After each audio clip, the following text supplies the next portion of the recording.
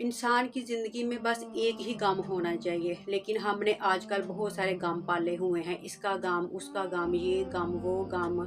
लेकिन जो हकीकत में ज़िंदगी में गम होना चाहिए, हम उसको भुला बैठे हैं, और वो है आखरत का गम। लेकिन हम आखरत के गम के बारे में नहीं सोचते कि हमें आखरत की फ़िक्र करनी चाहिए, हमें आखरत के बारे में सोचना चाहिए कि अल्लाह ताला जी ने हमें आखरत में हमसे क्या हिसाब करना है, हम आखरत की तैयारी कैसे कर रहे हैं। लेकिन हमने अपनी ज़िंदगी में इतने गम पाले हुए हैं, और वो सारे गम जिनका हमारी ज़िंदगी से कोई लेना देना नहीं है, जिसका हमें कोई फ़ायदा नहीं है, और हमने फजूल में अपनी ज़िंदगी को डिप्रेशन में डाला हुआ है, अपने आप को गम में डाला हुआ है। और इंसान को गम को कभी भी बहाना नहीं बनाना चाहिए, और जो आप काम कर रहे हैं और उस काम को कभी भी स्टॉप नहीं करना चाहिए गम का बहाना बनाकर। इसलिए इंसान की ज़िंदगी में अगर कोई कहता है ना कि मेरी ज़िंदगी में बहुत सारे गम हैं, तो वो उसने खुद वो गम पाले हुए हैं। और लेकिन जो ज़िंदगी में जो गम है वो सिर्फ एक ही गम होना चाहिए, और वो है आखिरत का गम,